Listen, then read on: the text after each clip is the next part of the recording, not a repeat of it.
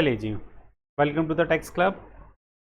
तो लास्ट हमारे जो वीडियोस थे वो प्रोविडेंट फंड से रिलेटेड थे। मैंने कुछ 2-3 वीडियोस अपलोड करे थे, वो प्रोविडेंट फंड से रिलेटेड हमने कुछ डिस्कशन करा था। आज जो हमारा है वही प्रोविडेंट फंड का टॉपिक आगे कंटिन्यू करना है, लेकिन आज हमें इसका टैक्सेबिलिटी के प्रोविजन समझने, मतलब इस पर किस तरह से टैक्स लगना है। अभी तक हमने सिर्फ प्रोविडेंट फंड के कुछ बेसिक्स और टाइप्स ऑफ प्रोविडेंट फंड की बात करी थी, लेकिन आज हम इसके टाइप्स में किस तरह से टैक्स लगता है, एसपीएफ में क्या ट्रीटमेंट है, आरपीएफ में क्या है, यूआरपीएफ में क्या है और पीपीएफ में क्या है, चारों में क्या टैक्स का ट्रीटमेंट होता है, उसके बारे में डिस्कशन करेंगे। अब यहाँ पर इसको पढ़ने के लिए देखिए, यहाँ पर 4 पार्ट है। इसको टेबल में मैंने बना रखा है, एसपीएफ, आरपीएफ, यूआरपीएफ और पीपीएफ।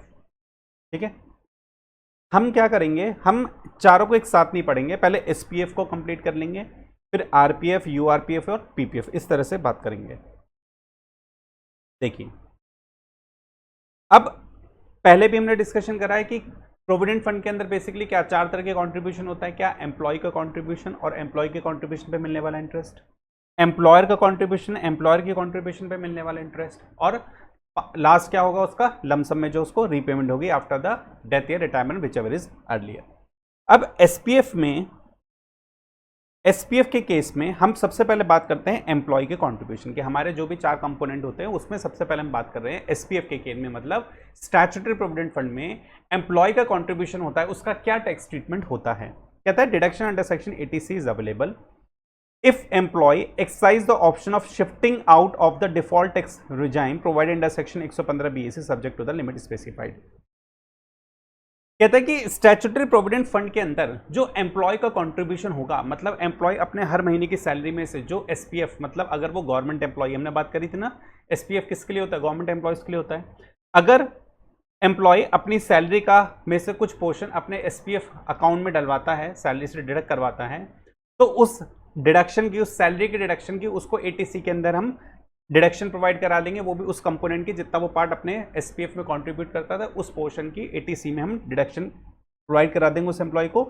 लेकिन उसको 115 बीएसी के अंदर टैक्स प्रोविजन को छोड़ना पड़ेगा, मतलब उसको 115 बीएसी के बाहर जो नॉर्मल जो पुराने प्रोविजन है उसके अकॉर्डिंग चलना पड़ेगा। आपको 115 बीएसी के अंदर आप टैक्स का पेमेंट कर रहे हो तो आपको वहां पर एटीसी की डिडक्शन नहीं मिलेगी। इसलिए यहां पर ये बात लिखी हुई है कि अवेलेबल तभी होगा जब एम्प्लॉय एक्सरसाइज करता है कौन सा ऑप्शन, शिफ्टिंग आउट, मतलब 115 बीएसी से शिफ्ट आउट हो जाता, बाहर हो जाता है, 115 बीएसी को फॉलो नहीं करना चाह रहा है। अगर 115 बीएसी को वो फॉलो नहीं करना चाह रहा है तो भैया आपको एटीसी की डिडक्शन मिल जाएगी। डिडक्शन कितनी होती है, 1.5 लाख रुपए की डिडक्शन दे देंगे हम आपको। आपने जितना डिडक्शन, आपने जितना पोर्शन अपनी सैलरी से हर साल कटवाया है और 1 lakh which ever is earlier, उतनी आपको एटीसी में डिडक्शन मिल जाएगी। ठीक बात है। उसके बाद एम्प्लॉय ने अपना कंट्रीब्यूट कर दिया, हमने बात कर दी सब, उतना ही एम्प्लॉयर को भी कंट्रीब्यूट करना होता है। एसपीएफ में एम्प्लॉयर ने भी उतना कंट्रीब्यूट करा। मान लीजिए रेलवेज एम्प्लॉयज हैं, मान लीजिए रेलवे के एम्प्लॉयज हैं, सेंट्रल गवर्नमेंट के अंदर आती है, इसमें एम्प्लॉय और एम्प्लॉयर दोनों का कंट्रीब्यूशन होगा, तो एम्प्लॉय के कंट्रीब्यूशन जो होगा उस पर एटीसी की डिडक्शन मिल जाएगी। कब, जब वो 115 बीएसी से बाहर आ जाएगा, 115 बीएसी से फॉलो कर रहा है तो डिडक्शन नहीं मिलेगी। और जो एम्प्लॉयर का कंट्रीब्यूशन होता है वो कहता है सब फुली एग्जेम्प्ट है, इस पर हम कोई टैक्स नहीं लगाएंगे। एम्प्लॉय का कंट्रीब्यूशन फुली एग्जेम्प्ट है, इस पर हम कोई टैक्स नहीं लगाएंगे। मतलब एम्प्लॉयर अपनी एम्प्लॉय के लिए जितना भी एसपीएफ में कंट्रीब्यूट करेगा उस पर कोई टैक्स नहीं लिया जाएगा। ठीक बात है, बहुत बढ़िया बात है साहब। अब यहां पर हमने बात करी एम्प्लॉय के कंट्रीब्यूशन और एम्प्लॉयर के कंट्रीब्यूशन की। अब हमें जरा इसके इंटरेस्ट का टैक्स ट्रीटमेंट भी देखना पड़ेगा। भैया इस पे इंटरेस्ट भी तो मिलता है, बिल्कुल सही बात है साहब, इस पे इंटरेस्ट भी मिलता है हमें, इस पे हमें इंटरेस्ट भी तो मिलता है जी, बिल्कुल मिलता है। तो एम्प्लॉय ने जो कंट्रीब्यूट किया हुआ था उस पर इंटरेस्ट मिलेगा, interest credited on employee's contribution. Employee ने जो कंट्रीब्यूट करा जिसकी हमने एटीसी में डिडक्शन दे दी, अगर आप शिफ्टिंग आउट ऑप्शन अवेलेबल कराते हो, 115 बीएसी से बाहर जाते हो तो 180 में डिडक्शन मिल जाएगी, अदरवाइज आपको टैक्स देना पड़ेगा। बीएसी में कोई डिडक्शन की प्रोविजन अवेलेबल नहीं है। तो एम्प्लॉय के कंट्रीब्यूशन पे मिलने वाला इंटरेस्ट एग्जेम्प्ट होता है, लेकिन up to certain limit of contribution, refer note below. ये हम जरा इसमें कुछ चेंजेस थे वो हम बाद में डिस्कशन करेंगे। अभी सिंपल आप इतना ध्यान रख लीजिए कि साहब अगर एम्प्लॉय के कंट्रीब्यूशन पे कोई इंटरेस्ट मिल रहा है ना तो वो एग्जेम्प्ट होता है, लेकिन उसमें कुछ हमें लिमिटेशन है, 2.5 लाख 5 लाख की 2 लिमिट है, अभी हम उस लिमिट की बात करेंगे। क्या लिमिट है वो हम अभी थोड़ी देर में डिस्कशन करेंगे। अभी इतना दिमाग में मान लीजिए कि एम्प्लॉय का कंट्रीब्यूशन पे मिलने वाला इंटरेस्ट एसपीएफ के अंदर एग्जेम्प्ट होता है। इसी तरह से एम्प्लॉयर कंट्रीब्यूशन पे मिलने वाला इंटरेस्ट भी क्या होता है, एग्जेम्प्ट होता है। इसका मतलब ये हुआ कितना अच्छा है, स्टैट्यूटरी प्रोविडेंट फंड के अंदर जो एम्प्लॉय का कंट्रीब्यूशन है उसमें टैक्सेबल होगा अगर आप 115 बीएसी फॉलो करते हो, और अगर आप 115 बीएसी से शिफ्टिंग आउट हो जाते हो, बाहर चले जाते हो, तो आपको एटीसी की डिडक्शन मिल जाएगी। बिल्कुल बढ़िया बात है। एम्प्लॉयर कंट्रीब्यूशन के लिए कहता है पूरा एग्जेम्प्ट है। एम्प्लॉय कंट्रीब्यूशन पे इंटरेस्ट की बात करता है, एग्जेम्प्ट है, लेकिन कुछ कंडीशन है, वो कंडीशन बाद में डिस्कशन करेंगे। एम्प्लॉयर कंट्रीब्यूशन में इंटरेस्ट की बात करता है, कहता है एग्जेम्प्ट है, ये भी एग्जेम्प्ट है। तो स्टैट्यूटरी प्रोविडेंट फंड क्योंकि गवर्नमेंट ऑर्गेनाइजेशन इसको मेंटेन करती है, इसलिए आपको ज्यादातर यहाँ पे एग्जेम्पशन ही मिलेगी। यहाँ पर टैक्स का ट्रीटमेंट बहुत कम है, ज्यादातर आपको एग्जेम्पशन मिल जाएगी यहाँ पर। अब बात करते हैं जब एम्प्लॉय रिटायर होएगा, कहता है कि जब रिटायर होएगा ना तो कौन जो भी आपको पैसा मिलेगा रिटायरमेंट में, आपको जो भी लमसम अमाउंट मिलेगी आपके पीएफ फंड के, एसपीएफ फंड में से जो भी आपको लमसम अमाउंट मिलेगी वो भी एग्जेम्प्ट होगी, लेकिन उसके लिए आपको सेक्शन 10(11) पढ़ना पड़ेगा। वो एग्जेम्प्ट होगा अंडर सेक्शन 10(11) के अंदर। एसपीएफ से lump sum amount, repayment of lump sum amount on retirement, resignation, termination जो भी पहले हो, उसमें आपको जो भी अमाउंट मिलेगी वो भी सेक्शन 10(11) के अंदर एग्जेम्प्ट होती है। तो एसपीएफ की हम बात करें, एम्प्लॉय कंट्रीब्यूशन या तो एटीसी की डिडक्शन ले लो या शिफ्टिंग आउट हो जाओ। एम्प्लॉयर कंट्रीब्यूशन एग्जेम्प्ट होता है, एम्प्लॉयर कंट्रीब्यूशन और एम्प्लॉय कंट्रीब्यूशन के पर मिलने वाला इंटरेस्ट एग्जेम्प्ट होता है। रिटायरमेंट पे लमसम अमाउंट जो मिलती है वो सेक्शन 10(11) के अंदर एग्जेम्प्ट होती है। अभी तक किसकी बात करी हमने, बात करी एसपीएफ की, ठीक है। तो एसपीएफ में कुछ इस तरह से ट्रीटमेंट था। अब हम बात करते हैं रिकॉग्नाइज्ड प्रोविडेंट फंड। ये तो हमने स्टैट्यूटरी प्रोविडेंट फंड की बात कर दी। अब हम बात करते हैं recognised provident fund. Recognised provident fund में क्या क्या होता है, देखिए पहला जो पॉइंट है ना वो बिल्कुल सेम है एसपीएफ वाला ही। Deduction under section 80C is available if employ exercise the option of shifting out, मतलब 115 बीएसी से बाहर जा रहे हो, 115 बीएसी से बाहर जा रहे हो मतलब नॉर्मल पुराने प्रोविजन फॉलो करना चाह रहे हो तो आपको 80C डिडक्शन मिल जाएगी। अदरवाइज 115 बीएसी में रहना चाहते हो आपको स्लैब रेट कम टैक्स पे करना पड़ेगा, लेकिन आपको डिडक्शन नहीं मिलेगी। तो ये पहला पॉइंट दोनों का सेम है। एम्प्लॉयर कॉन्ट्रीब्यूशन एसपीएफ में कहता था कि भैया पूरा एग्जाम्प्ट है, यहाँ पे कहता है कि 12% तक अगर कॉन्ट्रीब्यूट करता है किसका, सैलरी का। अगर एम्प्लॉयर अपनी एम्प्लॉय की सैलरी का 12% तक कंट्रीब्यूट करता है तो 12% तक एग्जेम्प्ट है, 12% तक कोई दिक्कत नहीं है। लेकिन 12% से एक्सेस करते हो ना तो टैक्सेबल हो जाएगा सैलरी हेड के अंदर। इसका मतलब एम्प्लॉयर को अपनी एम्प्लॉय की सैलरी का 12% तक एग्जेम्पशन मिल जाएगी। किसको मिलेगी एग्जेम्पशन, कंट्रीब्यूट किसके लिए कर रहा है, एम्प्लॉयर, एम्प्लॉय के लिए, तो एम्प्लॉय की इनकम होगी ना वो। तो 12% तक अगर उसने कंट्रीब्यूट करा तो एम्प्लॉय के लिए कुछ भी टैक्सेबल नहीं है, लेकिन 12% से एक्सेस कंट्रीब्यूट करता है तो एम्प्लॉय के लिए वो टैक्सेबल हो जाएगा। ठीक बात है। तो ये तो हमने कंट्रीब्यूशन की बात कर दी, प्रिंसिपल अमाउंट की बात कर दी कि एम्प्लॉय कंट्रीब्यूशन 80C डिडक्शन मिल जाएगी अगर आप 115 बीएसी से बाहर जाते हो, अदरवाइज नहीं मिलेगी। और एम्प्लॉयर कंट्रीब्यूशन 12% तक करता है तो एग्जेम्प्ट है, 12% से जितना एक्सेस पोर्शन करेगा वो एम्प्लॉय के लिए टैक्सेबल हो जाएगा। अब इन दोनों के कंट्रीब्यूशन पे क्या हम इंटरेस्ट की बात कर लें, हाँ सर इंटरेस्ट की बात कर लेते हैं। देखिए चाहे एम्प्लॉय का कंट्रीब्यूशन हो चाहे एम्प्लॉयर का कंट्रीब्यूशन हो, 9.5% तक के इंटरेस्ट पे कोई टैक्स नहीं लगेगा। exempt up to 9.5% per annum. Interest credited in excess of 9.5% is taxable salary. Interest credit in excess 9.5% per annum is taxable as salary. मतलब चाहे एम्प्लॉय का कंट्रीब्यूशन हो चाहे एम्प्लॉयर का कंट्रीब्यूशन हो, 9.5% तक इंटरेस्ट पे कोई दिक्कत नहीं है। 9.5% से ज्यादा इंटरेस्ट मिलेगा तो टैक्सेबल हो जाएगा। किसके लिए, एम्प्लॉय के लिए टैक्सेबल हो जाएगा। तो अगर देखा जाए हमारा, देखिए रिकॉग्नाइज्ड प्रोविडेंट फंड इंपॉर्टेंट है, मोस्टली ऑफ द ऑर्गेनाइजेशन में यही फॉलो होता है क्योंकि स्टैट्यूटरी तो गवर्नमेंट चला गया, बाकी जितने भी प्राइवेट ऑर्गेनाइजेशन सब जगह रिकॉग्नाइज्ड प्रोविडेंट फंड ही फॉलो होगा। और हमने बात कर चुके हैं आरपीएफ क्या होता है, एसपीएफ क्या होता है, यूआरपीएफ क्या होता है, पीपीएफ क्या होता है, पुरानी वीडियोज में सारे डिटेल डिस्कशन है। ठीक है, तो आरपीएफ में एम्प्लॉय कंट्रीब्यूशन समझ लिया, एम्प्लॉयर कंट्रीब्यूशन समझ लिया 12%, और इन दोनों के कंट्रीब्यूशन पे मिलने वाला इंटरेस्ट 9.5% तक एग्जेम्प्ट होता है। अब हम बात करते हैं क्या, lump sum amount, retirement, resignation, termination, कहते हैं ये भी एग्जेम्प्ट है। लो जी साहब ये भी एग्जाम्प्ट कर दिया, लेकिन बस सेक्शन क्या है 10-12 कर दिया। एसपीएफ के अंदर भी लमसम अमाउंट एग्जाम्प्ट थी, लेकिन किस सेक्शन के अंदर एग्जाम्प्ट थी, सेक्शन 10-11 के अंदर। लेकिन आरपीएफ के अंदर ये अमाउंट एग्जाम्प्ट है सेक्शन 10-12 के अंदर। अभी थोड़ा सा डिटेल में बाद में डिस्कशन इसका कर लेंगे, ठीक है। तो ये दोनों अमाउंट लमसम अमाउंट मिलने वाली सेक्शन 10-11 10-12 के अंदर एग्जाम्प्ट है, लेकिन कुछ इसकी कंडीशन है। अब कंडीशन क्या है, क्या हम कंडीशन पहले देख लेते हैं? जी हाँ, इसके हम कंडीशन देख लेते हैं, क्योंकि सेक्शन 10-12 की कंडीशन थोड़ी सी ज्यादा है। आरपीएफ आपका इंपॉर्टेंट भी है, इसमें थोड़ा सा रूलिंग भी ज्यादा, इसकी जरा हम कंडीशन भी देख लेते हैं फिर से। लेकिन कंडीशन देखने से पहले फिर से बता देता हूं, आरपीएफ के अंदर एम्प्लॉय कंट्रीब्यूशन को अगर 115 बीएसई से बाहर जा रहे हो तो भैया 86 की डिडक्शन मिल जाएगी, अदरवाइज टैक्सेबल हो जाएगा। एम्प्लॉयर कंट्रीब्यूशन अगर 12% तक है तो एग्जाम्प्ट है, अदरवाइज ये एग्जाम्प्ट फिर नहीं होगा। हाँ जी, तो रीपेमेंट में मेरा ये जो है आरपीएफ के अंदर सेक्शन 10-12 के अंदर एग्जाम्प्ट हो जाएगा, ठीक है। अब जरा सेक्शन 10-12 के लिए की हम बात करते थे कि सेक्शन 10-12 की ना थोड़ी सी कंडीशंस हैं, वो कंडीशंस हमें फुलफिल करनी पड़ेगी, तभी आपको आरपीएफ के अंदर एग्जाम्पशन मिलेगी लमसम के टाइम पे, रीपेमेंट के टाइम पे उसकी। अच्छा एक, लेकिन उससे पहले हमने यहाँ पे एक पढ़ा था कि 12% ऑफ सैलरी, कहाँ? एम्प्लॉयर कॉन्ट्रीब्यूशन हमने पढ़ा था ना कि 12% एम्प्लॉयर कॉन्ट्रीब्यूशन एग्जाम्प्ट होगा 12% ऑफ सैलरी। सैलरी का मतलब क्या है यहाँ पर? यहाँ पे सैलरी का मतलब क्या है? सैलरी का मतलब है यहाँ पर basic DA under the terms of employment वाला plus fix percent commission, fix percent commission. इसको यहां पर मैंने मेंशन भी कर रखा है। सैलरी का मतलब last drawn basic DA under the terms of employment fix percent of commission on turnover. तो सैलरी का मतलब 12% जो सैलरी का लेंगे वो सैलरी को ये कंसिडर करना पड़ेगा।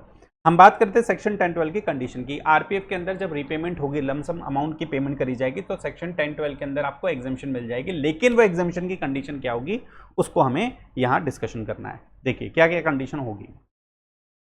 कहते हैं कि condition for claiming deduction under section 10-12 क्या होगी? द एक्यूमुलेटेड बैलेंस ड्यू, मतलब जो लमसम अमाउंट में बैलेंस ड्यू होगा हमारा, and becoming payable to an employee participating in RPF shall be exempt in the following case. पहला केस क्या है? If the employee has rendered continuous service with his employer for a period of 5 years or more। कम से कम आपको 5 साल काम करना पड़ेगा, मतलब आपको अपने एम्प्लॉयर के पास कम से कम 5 साल काम करना पड़ेगा, उसके बाद ही आपको जो लमसम अमाउंट की पेमेंट होगी आपके रिटायरमेंट, रेजिग्नेशन और टर्मिनेशन के दौरान, तभी आपको एग्जाम्पशन मिलेगी जब आप कम से कम 5 साल वहां पर काम करोगे। और अगर आप 5 साल कंटिन्यूस सर्विस नहीं करते, यहाँ पे लिखा है कंटिन्यूस सर्विस, ऐसा नहीं कि 1 साल कर दिया, 2 साल का ब्रेक ले लिया, फिर 1 साल कर लिया, ऐसा नहीं, आपको कंटिन्यूस 5 साल काम करना है। और अगर आप कंटिन्यूस 5 साल काम नहीं कर पाए, लेकिन काम ना करने के आपके पास बहुत बड़े कारण थे, आपके पास मजबूरी थी, क्या मजबूरी थी? कि आपकी तबीयत ठीक नहीं थी, आप बीमार रहते थे, आपकी स्वास्थ्य बिल्कुल भी साथ नहीं दे रहा था, जिसकी वजह से आप कंटिन्यू नहीं कर पाए और 4 साल या 3 साल के अंदर ही आपने रिटायरमेंट ले लिया, रिजाइन कर दिया, टर्मिनेट हो गए, तब भी आपको आरपीएफ के लमसम अमाउंट की रेजिग्नेशन, टर्मिनेशन या रिटायरमेंट के टाइम आपको पेमेंट कर दी जाएगी, जबकि आपने 5 साल पूरे नहीं करे, लेकिन आप बहुत बीमार थे, आपका स्वास्थ्य ठीक नहीं, स्वास्थ्य साथ नहीं दे रहा, तो आप कैसे आगे काम करोगे? तो इसलिए आपको तब भी पेमेंट कर दी जाएगी। भाई एम्प्लॉयर का बिजनेस ही बंद हो गया, अब लो जी, मैं तो कह रहा हूँ कि भैया मैं तो 5 साल काम करने को तैयार हूँ, लेकिन एम्प्लॉयर कह रहा है मेरे पास बिजनेस ही नहीं है, तो मैं कहाँ पर हवा में काम करूंगा 5 साल? तो 5 साल काम करने के लिए एम्प्लॉयर भी तो होना चाहिए, उसका बिजनेस भी तो होना चाहिए। तो एम्प्लॉयर का बिजनेस ही बंद हो गया, कॉन्ट्रैक्शन या फिर डिसकंटिन्यूस हो गया उसका बिजनेस, या फिर कोई ऐसा कारण था जो आपके कंट्रोल से बाहर था, किसी ऐसे कारण की वजह से आपने 5 साल से पहले ही नौकरी छोड़ दी, जो कंट्रोल में आपके हाथ में, तो उसके बिजनेस में आग लग गई या उसने अपना बिजनेस ही कहीं और ले गया, अब क्या कर सकते हैं? कुछ आपके कंट्रोल में थोड़ा ना है चीजें।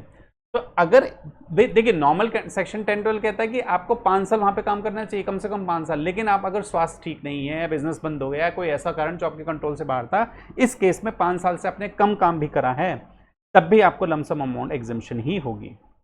If though he has not rendered continuous service, the service has been terminated, इस रीजन की वजह से तब भी आपको जो है एग्जाम्पशन मिल जाएगी सेक्शन 10-12 के अंदर। If on the cessation of this employment the employee obtain employment with other employer, to the extent the accumulated balance are due and become payable to him is transferred to his individual account in any recognized fund maintained by such new employer or transferred to his NPS account etc। अब ये कह रहा है कि साहब मान लीजिए आप जहां काम कर रहे थे, आपको वहां पे आरपीएफ अकाउंट खुला था और आपने 3 साल में उसका बंदे का बिजनेस बंद हो गया, आपने आप बिजनेस बंद हो गया या आपने वहां पे एम्प्लॉयमेंट छोड़ दिया, आपने वहां पर एम्प्लॉयमेंट ही छोड़ दिया। If on the cessation of his employment, employee obtains employment with any other employer, to the extent the accumulated balance due and becoming payable to him is transferred to his individual account in any recognized fund maintained by such new employer or transferred to his NPS account under section 80CCD and notified by the central government. अब मैंने कहीं किसी employer के यहाँ मान लीजिए 3 साल काम करा, अब सेक्शन 10-12 कहता है कि आपने 3 साल ही, सिर्फ मात्र 3 साल ही काम करा है वहां पर, वहां पे आपको जो आरपीएफ का पैसा मिलेगा ना वो टैक्सेबल हो जाएगा। हमने यही पढ़ा कि आपने 5 साल से कम कहीं पर काम करा है, आपने 3 साल काम करा, मान लीजिए 3 इयर्स काम करा बस, वहां से आपको 2-2.5 लाख रुपए मिले।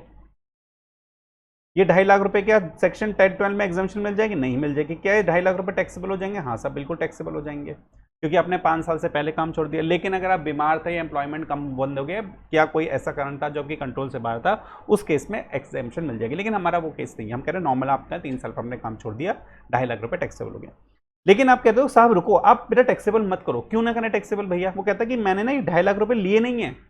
हम कहते लिए नहीं, क्या बात कर रहा है भैया, 3 साल में तूने काम छोड़ दिया, 2.5 लाख रुपए तेरे पास ही तो आएंगे। नहीं सब मैंने लिए नहीं है। मैंने क्या काम करा है, पहले मैं काम करता था एबीसी के यहाँ, अब मैं काम करता हूँ डीईएफ के यहाँ। पहले मैं काम करता था एबीसी लिमिटेड के यहाँ, अब मैं काम करता हूँ डीईएफ लिमिटेड के यहाँ, और मैंने अपने इस 2.5 लाख रुपए को इनके यहाँ जो आरपीएफ अकाउंट खुलवाया ना, मैंने वहां पर ट्रांसफर करवा लिए हैं।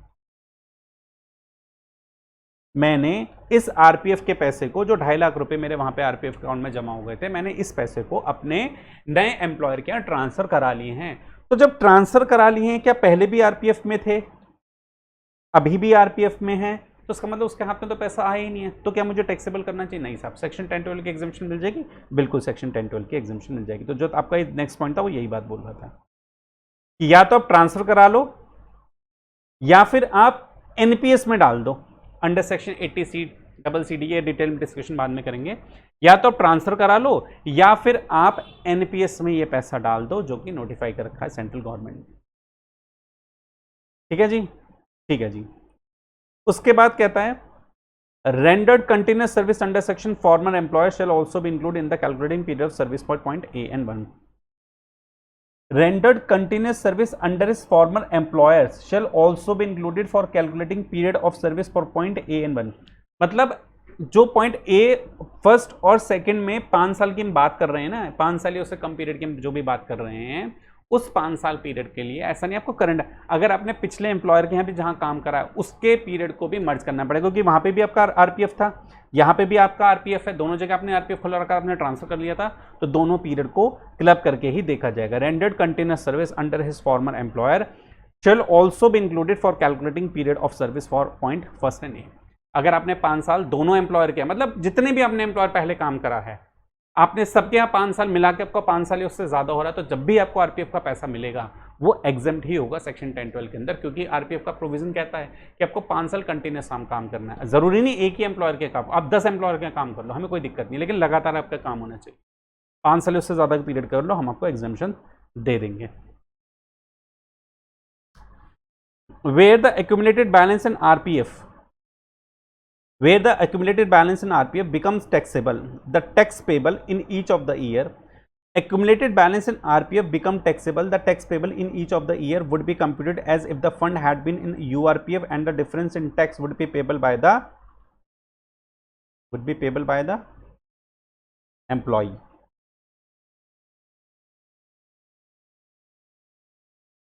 अगर आपका मान लीजिए आपने आरपीएफ अकाउंट खोला था, where the accumulated balance in RPF taxable हो जाता है। कब टैक्सेबल होगा? आपने कहीं 3 साल 4 साल काम करके छोड़ दिया, अब आपको जो लमसम अमाउंट दी जा रही है, भाई देखिए पहले आपने आरपीएफ अकाउंट में पैसा डलवा रहा, अपनी सैलरी का भाई पैसा कट कर रहे हो। हम कहते हैं कि जब आरपीएफ में पैसा डाला जाता है तो 80C में आपको डिडक्शन दे देते हैं हम। अगर आप 115 BEC से 12 हमने ऊपर टेबल में पढ़ा, 12.5% तक एम्प्लॉयर कॉन्ट्रीब्यूशन एग्जाम्प्ट होता है, 9.5% तक इंटरेस्ट एग्जाम्प्ट होता है। अब लेकिन जब लमसम पेमेंट की बात आई ना, तो आप कह रहे हो मैंने तो सिर्फ 4 साल काम करा, मुझे अपने आरपीएफ का पैसा मैंने ले लिया, मैंने सिर्फ 4 साल काम करा, मुझे लमसम अमाउंट दे दो, और फिर कह रहे हो कि मुझे 10-12 की एग्जाम्पशन दे दो, क्योंकि अब मैंने जो है 10-12 वहाँ पे लिखा है कि आरपीएफ की लमसम में पैसा मिलने वाला एग्जाम्प्ट होता है। एग्जाम्प्ट कब होगा? जब 5 साल काम करोगे। आपने 5 साल पूरा करा ही नहीं है। अगर आपने 5 साल काम नहीं करा है और आपने पहले ही नौकरी छोड़ दी, उस टाइम जो लमसम में आपको आरपीएफ का पैसा मिलेगा ना, वो समझ लेना उसका ट्रीटमेंट वैसे ही होगा हर साल। Each of the year would be computed as if the fund had been URPF। हम ये मानेंगे कि आपने हर साल आरपीएफ में पैसा नहीं डाला है, आपने हर साल अनरिकॉग्नाइज प्रोविडेंट फंड में पैसा डाला था, और जो ट्रीटमेंट यूआरपीएफ में दिया जाता है वही ट्रीटमेंट आपको किया जाएगा, और द डिफरेंस इन टैक्स, जो भी डिफरेंस होगा टैक्स में, would be payable by the employee. भाई आपने तो कहा था कि मैं आरपीएफ खोल रहा हूं, आरपीएफ में 5 साल के बाद पैसा आपको मिलेगा, लेकिन आपने कंडीशन फुलफिल ही नहीं करी। बिकम टैक्सेबल, जब भी आरपीएफ का पैसा, देखिए आरपीएफ का पैसा टैक्सेबल कब होगा, जब आपने 5 साल से कम काम करा है तभी टैक्सेबल होगा ना। लमसम के टाइम में आपने 5 साल से कम काम करा, आपको आरपीएफ का पैसा मिला, वो आरपीएफ नहीं है, उसका टैक्स ट्रीटमेंट अलग हो जाएगा। जैसे यूआरपीएफ टैक्स ट्रीटमेंट करा जाता है वैसे ही आरपीएफ का भी हर साल टैक्स ट्रीटमेंट किया जाएगा, लेकिन जो पिछले साल में आपने आरपीएफ की तरह ट्रीटमेंट ले लिया उसको यूआरपीएफ माना जाएगा, और जो डिफरेंस होगा वो आपसे टैक्स वसूला जाएगा। यूआरपीएफ में क्या टैक्स ट्रीटमेंट होता है वो भी हम देखेंगे, डिस्कशन करेंगे। तो ये अभी हम सिंपल समझ रहे थे सेक्शन 10-12 के अंदर कंडीशन। क्या कंडीशन थी कि अगर आरपीएफ का लमसम में अमाउंट जब आपको मिलती है उसका पैसा सेक्शन 10-12 में एग्जेम्प्ट होता है, लेकिन सेक्शन 10-12 में एग्जेम्प्ट होने के लिए कुछ कंडीशन है। कंडीशन में काम भैया कम से कम 5 साल काम करना, अगर 5 साल से कम काम कर रहे हो तो 3 कंडीशन है, या तो बीमार हो, या बिजनेस बंद हो, या कोई और रीजन रहा हो, प्लस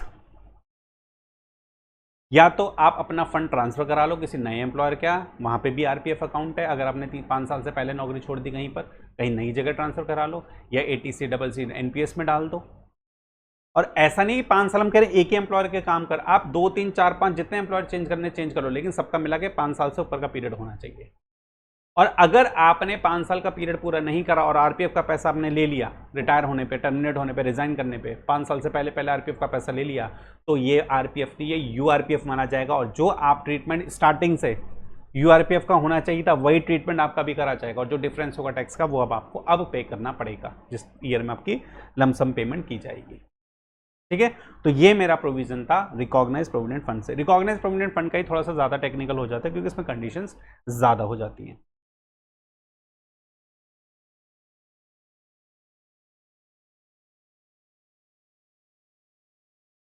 अब हम देखेंगे यूआरपीएफ और पीपीएफ, ये इजी है, कुछ टेक्निकल नहीं है।